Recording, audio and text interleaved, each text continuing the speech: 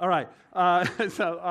Here we're maybe on the last week of our series that's been going really almost 9 months in effect.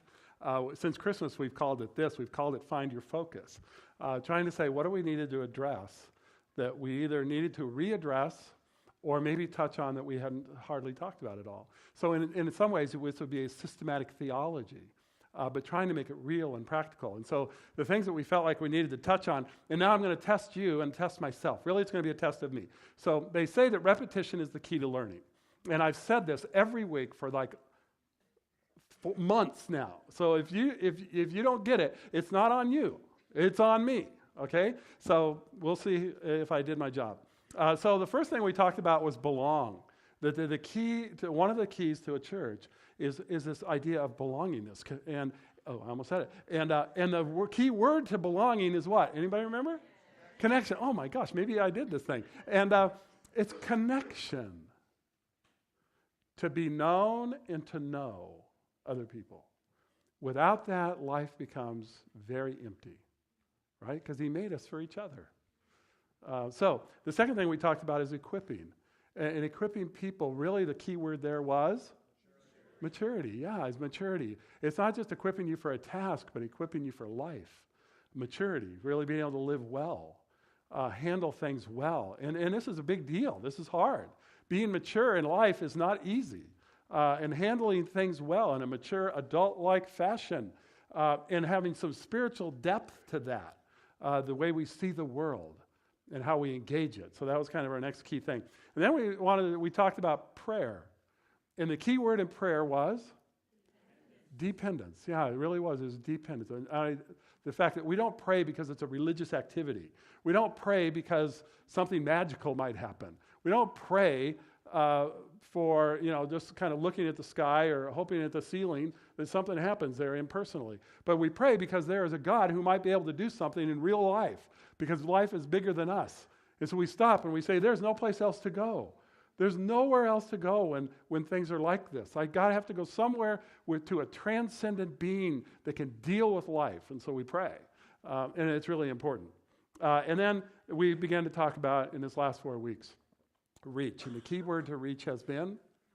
Compassion. Great. Yeah, it's compassion. We don't reach out with just a message to jam down someone's throat. But we reach out with a compassionate heart to people's hearts who are broken and hurting and struggling and trying to figure it all out.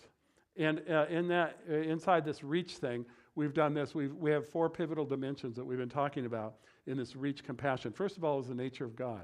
Now we'll really see if you listened. There were 2 key words in this whole nature of God, and they were? Oh, yeah, exactly. You guys are awesome. Okay, that God is infinite and He is intimate. That is His nature of what He's like. And so as you wrestle with who God is, and as maybe you even help other people begin to understand about who God is, that you can know that He is infinite and He is intimate. Now, do we get it totally? No. I don't know about you, but it's hard for me to get my arms around that. But we're trying to understand who He is. And the limitations of not understanding it is not on Him, but it's on me, right? In trying to really understand that. But the nature of God is He is infinite and intimate. Then we talked about the nature of mankind. You know what? I forgot. Nature of mankind. Let's go to the next one. The nature of Jesus. And the nature then of the rules of engagement. And then let's go to the next one. The nature of God, we said, is infinite and intimate. The nature of mankind then, what is He? He's unique and broken. Nothing else in all of creation is like mankind. He breathed into us a soul. Like nothing else in all of creation. We're made in His image. Nothing else was made in His image. Only mankind. Only men and women were made in His image. And that we're unique and yet we're profoundly broken. When we decided to do life on our own terms, all of a sudden this relationship with God was messed up. And we went our own independent way, and that fellowship with God was broken. And it's characterized by either an active rebellion or a passive indifference. And we find ourselves alienated from God. And so we're unique, and yet we're incredibly broken. Then we begin to talk about the nature of Jesus. And last week we talked about, in fact, what are the 2 words? Grace and truth. That he is full of grace and truth. Now, there's a lot of words we could have used. The incarnate, 100% God, 100% man, all put together in one person, which is a bit hard to get your arms around too. But I chose these words, that he is grace and truth. The two things that set you free in life to live well, is grace. The undeserved favor of God as he chooses to give it in truth. It says that you shall know the truth, and the truth shall set you free. The two things that set us free in life is to live in grace and to live in truth. It's an amazing deal. So this week we want to talk about the rules of engagement. And I'm going to give you the two words, and then we're going to kind of wrestle with it a little bit. The rules of engagement are this, is to receive and to believe. That's the rules of engagement about what we do, to receive and to believe. Now, let's just do this chart real. I love charts, right? So let's go back to the chart. Here's an infinite and intimate God. And we were made, mankind, in this next box, we were made to be unique and unashamed and to be in perfect relationship with him. The intimate relationship with him. That's what we were made for, to walk naked and unashamed in the garden, to be able to talk with him and walk with him in every way. That's what we were made for. But the problem was we became ashamed when we sinned. We covered up. We hid from each other and from him. And all of a sudden there's this huge gap between us and God. And that ashamedness, we're going to call it unique and broken. And that's what we exist. And so you think, okay, what's going to fill the gap here? And so we even put this one. We can earn our way by perfect obedience to the law. We can be perfect. We can earn our way to him. Okay, we could do that if you're good enough to be perfect. The scriptures say that for all have sinned and fallen short of the glory of God. And we all fall short. I don't know if we could maybe go around the room this morning and describe how we've fallen short. That'd be great. Maybe just this morning. Let's just go ahead. Knapp, if you could just tell us how you... No, just forget it. Okay. Yeah, Knapp's pretty perfect. But let me talk to his wife and see how imperfect he is. yeah, she's rolled her eyes just then. And nobody can make this perfect thing, right? We couldn't earn our way to God. And so we needed something else. And so the nature of Jesus was really his grace and his truth. So today we want to talk about the rules of engagement. This will complete our little chart here. We'll put it around it. And so we're going to ask the question this. How do you get from being unique and broken to this infinite and intimate God? How do you get there? Now, I just want to talk about that for a little bit here. But the issues are we want to receive and believe. Now, let's talk about what that means a little bit. And I want to go to John chapter 1. We spent some time there last week. But I want to go back and look at verses 12 and 13, which I think describe this in a really important way. So in 12 and 13, here's what's happening here. John has introduced it, right? He has said, in the beginning was the Word, and the Word was with God, and the Word was God. Nothing ever happened without him. And so he begins to describe the Word, or the Logos, or Christ, in this incredible way, very descriptive, philosophical way. And then it says that he came into the world, and the world didn't know him, didn't recognize him. His own didn't even receive him. They rejected him.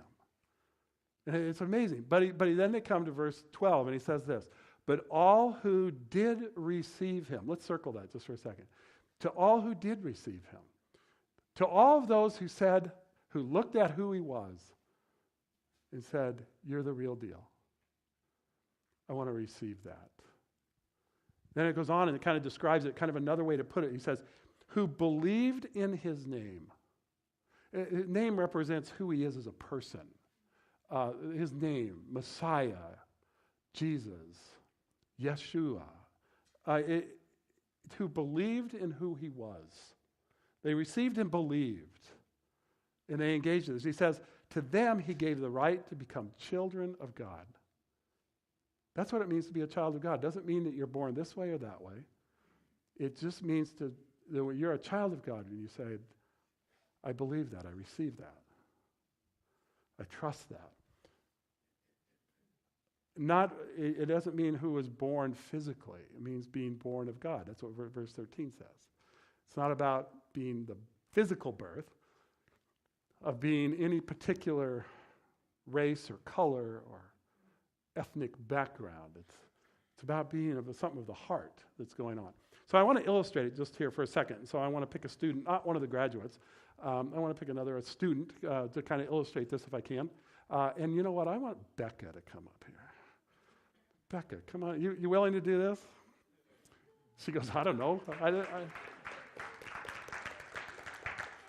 Yeah, Becca's going, I don't know. You didn't ask me to do this. So I didn't warn you, did I? No, yeah, okay. So Becca, well, here's the deal. I have something I'd like to give you. But if I'm going to give you something, it has to have some value, right? It has to make a difference in life. It has to be something that you think, okay, this is important. This is something that I can really do. So you open to me giving you something? Yeah, now we don't know each other all that well.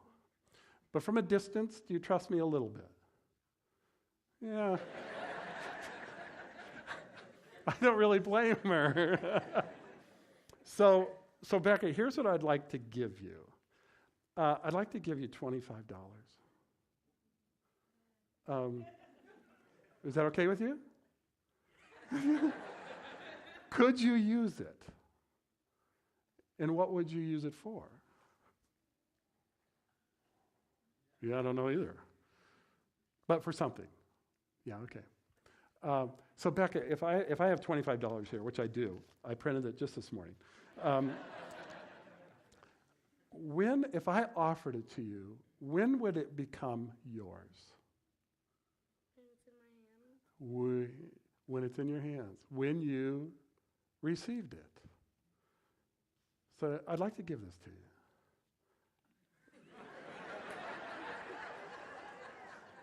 And she gladly received it. And that's exactly.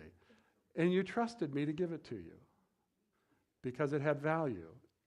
And the giver had a little bit of integrity. So now it's hers because she's received it. And she believed it.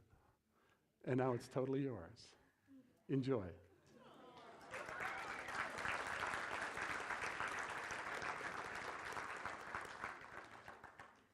Now, you might want to buddy up close to her, see if you can go to lunch with Becca, okay? No, I'm just kidding.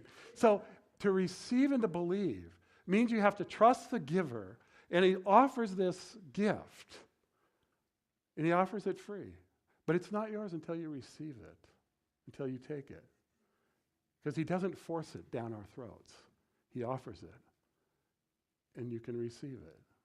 Now, you guys, I just want to look at another passage real quickly. Ephesians 2:8-9 puts it in a little bit different way. It says, for by grace you have been saved, right? So this path is by God's grace. You're not saved by your faith. You're saved by God's grace. He offers this grace. This grace carries you through. Remember all the buckets of grace?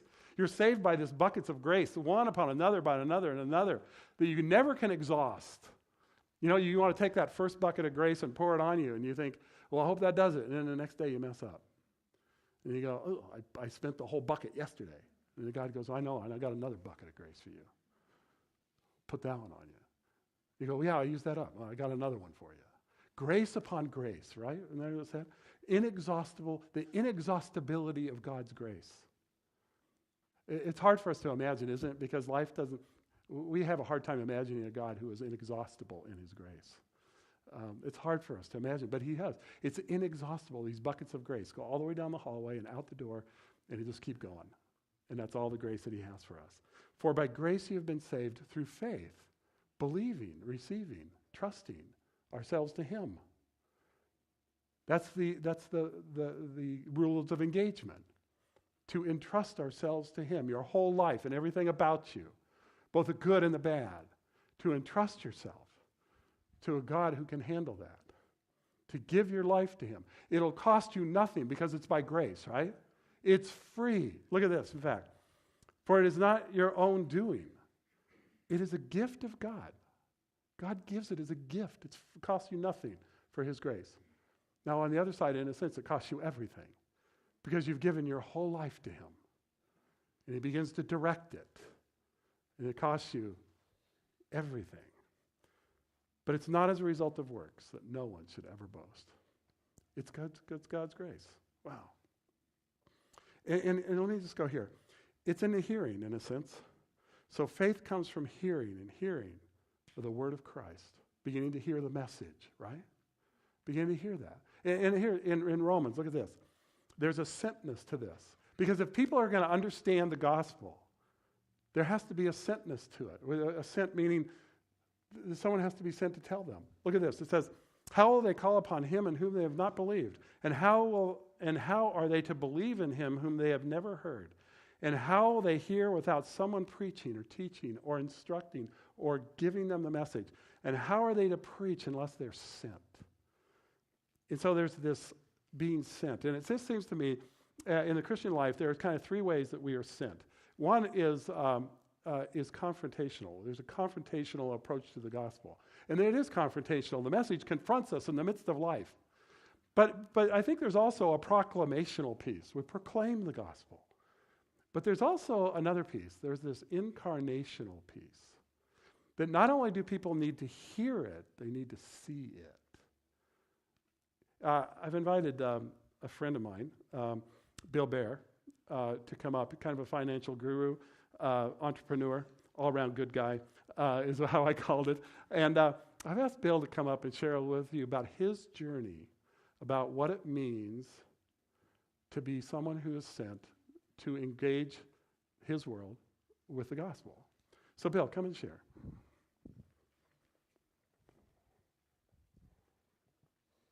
Good morning.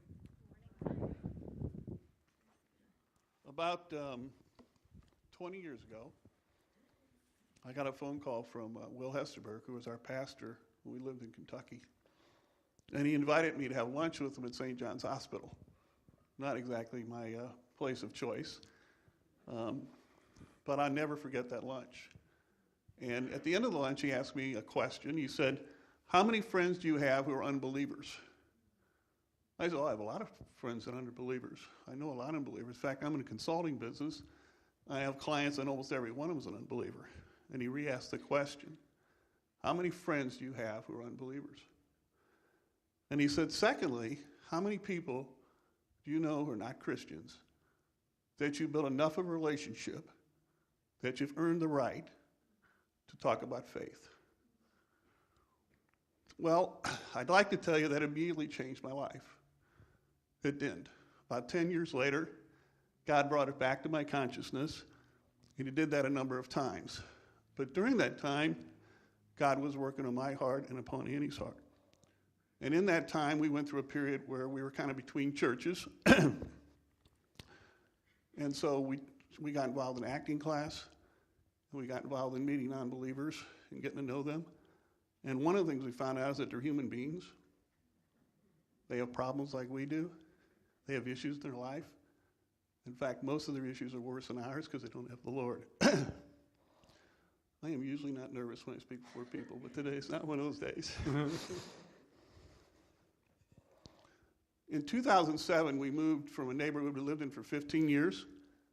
And I guess the telltale sign there is that even though we're there 15 years, we have never spent an evening with anybody from that neighborhood. We've been out of that neighborhood for 9 years. And all that time, we never really got to know anybody. And so over a period of time, that neighborhood was a real blessing because there were people there that really had relationships, and we've gotten involved, and we've gotten to know people. We got involved with Kirkwood Theater Guild.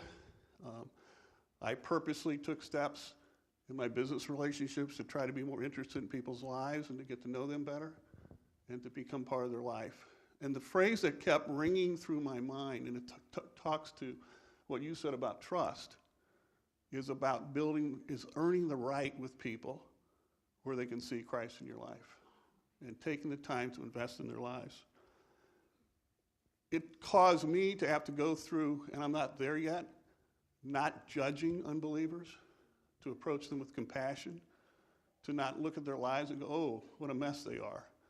And I learned over time, and Annie and I say it quite often, but there for the grace of God go I. If it wasn't for the Lord's love, we would be the same way. What do we do? What I do is when I meet people, I try to talk to them, I ask them questions, I try to build relationships. We try to take casual relationships where we might meet people and invite people over to dinner, invite them to lunch, get to know them. We try to get to the point where we earn the right to share our faith. And we try to be real in front of people. We try to just be ourselves. to show the Lord working in our lives. There's a tendency as believers for us to want to present ourselves as Christians that we have no problems and no issues. And many times the fact that you show God working in your life really helps people to see that the Lord is real. We look for places to serve. We serve as trustees in our subdivision. If you've ever done that, that's not really a lot of fun. There's 3 trustees. Two of the 3 of us are believers. I do something when I hear that people are going through a tough time, even when I know they have no walk with God and probably no faith. I said, well, let me pray about that. And I have never had anybody not thank me. So I just encourage you to start looking at unbelievers, looking at people that you know, looking at non-Christians as an opportunity just to live your Christianity, live your faith out in front of them. Thank you. Thank you.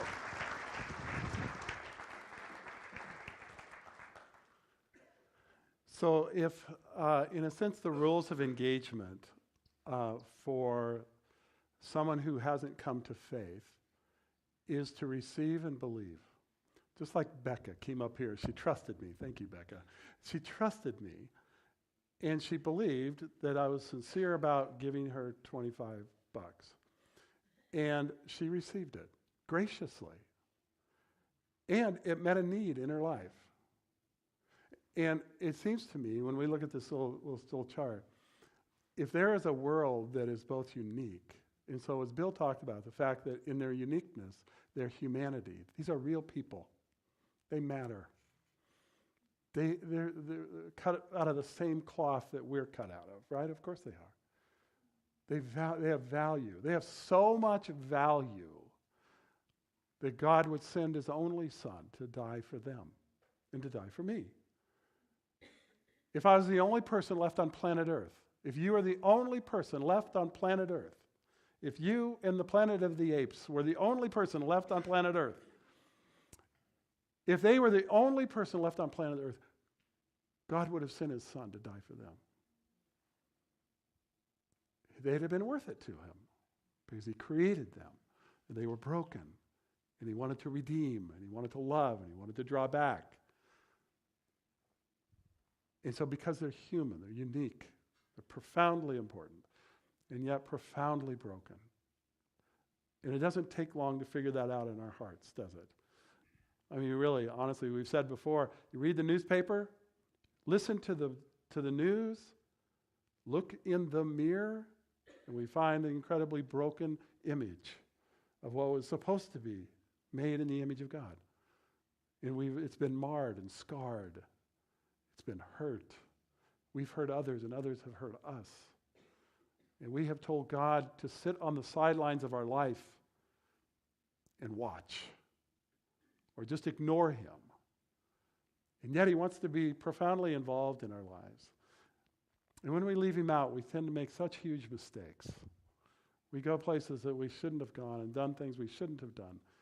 And we think things we shouldn't have thought. And we go places without him. And it hurts us and it hurts other people. There is this incredible uniqueness but brokenness. And to reach this incredibly infinite and intimate God, he provides his grace that we can engage by faith, believing him and trusting him with that whole thing. That's an offer, I think it's given to every person on planet Earth. And he wants us to be a spokesman. He also wants us to be an example, to incarnationally live out Christ in the presence of others as best we can by the power of the Holy Spirit to live out life and have people begin to wonder, I want to know that same God. I think he wants us to be really good straws. You guys like straws? I love straws. I kind of like checking out different places that have really good straws. You ever go to a fast food place and it has terrible straws? I mean, it's just like horrible, right? I mean, you suck on it and it collapses. Have you ever had that? Especially in a milkshake? You know, it just collapses. They're worthless. They're like, get rid of this thing. Give me a real straw. You go to a really good place for straws. You know, McDonald's is maybe my favorite place, but they have good straws. They have straws that hold up in life, and in a milkshake. It'll hold up. And I think God's called us to be straws. Because when you go to a place with a really good milkshake, you go to Crown Candy. Anybody been to Crown Candy lately? Okay, we'll all go down someday. Okay, Crown Candy has awesome milkshakes. I mean, really thick, really good, and really good straws. And when you stick that straw in that milkshake and you begin to drink, you go, that is a great milkshake. But in order for it to be enjoyable, it's got to be a good straw. But God has called us to be really good straws. Not so they go, wow, that's a cool straw. So they go, man, that's a great milkshake. That they would experience an awesome God as we allow him to use us as a straw. I think that's what he's called us to do. And so let me just ask you a few questions. Ask us all a few questions. First of all, we go to this next one. We talk a lot about the skeptic, the inquirer, and they're already convinced. Let me just let's start with the skeptic and the inquirer. There's a question. Let me just ask you this. What do you need in order to receive and believe? If you're here this morning and you're wrestling with this, what do you need? C.S. Lewis said that there's three things that people need, they're wrestling with before they receive and they believe. One is intellectual issues. They need some questions answered. They have real questions that need real answers. If your problem this morning is intellectual, I get it, because we want you to think it through and to come to some reasonable, rational answers in that whole thing. Unfortunately, other times what our real issues are they are moral issues. I can't afford to believe because morally I may have to change. And sometimes we don't want to do that. It has moral implications that we struggle with. And maybe you're in a place of struggling in those issues of your life. Lewis said the third thing that we struggle with is not just an intellectual issue or a moral issue, but a willful issue. I'm unwilling to give up my will for his will. I want my life. So I don't know what you're wrestling through if you're an inquirer or a skeptic here this morning. Is it intellectual? Is it moral? Is it willful? I don't know, but what do you need in order to say, you know what, I want to receive, I want to believe, I'm putting my faith in the free gift of God through Christ. I'm doing it. Because without him, I'm toast. I don't know. But I want you to think it through, wrestle with it, okay? And if there's any way we can help you in that process, we'd love to help you. There are people here that would like to come alongside you and be, like Bill was talking about, just be that presence of another person who's going to value you as a human being and not judge or blame or shame or pour guilt, is to come alongside you and value you as a human being. Now, let me ask the question again also of those who are already convinced. If you're here this morning and you say, you know, I've come to that, I've made that decision in my life, let me ask you this question. What do you need in order to be effectively sent?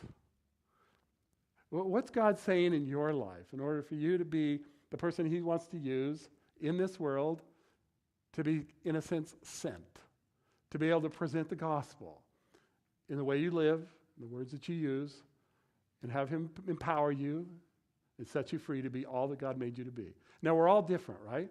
We all do this a little bit differently. Some people are comfortable with this, others with that. And God uses all of you and all of us in unique ways. I had one of my best friends in high school. He heard the gospel 1,000 times. He was the starting tight end at the University of Arizona. After that, got a really good job in Seattle. And he'd heard the gospel 1,000 times, and every time it said, stick it. And one time he's walking down the street in Seattle, and one of those street preachers that are kind of awkward.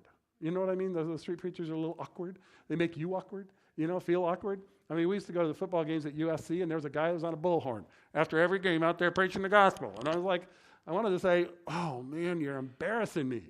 Knock it off. You're not helping. But, it was what he was doing. If God called him to do that, was great. And this street preacher is screaming out the gospel, and he says to my friend, his name is Dan, Dan, do you know Christ? And he goes, no. And he goes, you're going straight to hell. I don't know. It's not my style. It doesn't seem to work. And Dan went home and thought it through, and he said he's right. And he gave his life to Christ. Others, it's very proclamational. They say that people need to hear the gospel at least 7 times for it to make sense. We need to proclaim it over and over again. Other people really need someone to just come alongside and model it and be with them be a friend, get to know them and trust them. It takes all of it, right? And God's called all of us to do that, and He's made you in a unique way to be something in that scope, right? Some of you maybe are ready to do the bullhorn thing, okay? If you're going to do it that way, do it well, okay? If you're going to proclaim the gospel, do it well. If you're going to do incarnational, do it well. Just let God use you. Live it out freely. And so my question is, if you're here this morning as a skeptic or inquirer, what do you need? And if you're already convinced, what do you need to be sent? What do you need to know? Next week we'll talk about, I think, a profoundly important part of this, about our faith and what it looks like and how we live it out to make you useful, fruitful, and stable in your walk with Christ. We'll talk about that, okay? But this morning, the question is, what do you need? So here's what I'd like you to do. I'd like you just to take a second and think about it. Ask the Lord to show you. What do you need about where you're at in life? Okay? So take a minute as the band comes up. Just think it through. Pray it through. Put yourself before Him and ask Him to speak to you about what you need. Okay? Let's pray. Father, listen to our hearts. Thank you that you're big enough to listen to every person here. It's no sweat for you. It's no problem. So I pray that you would listen to them and they would listen to you.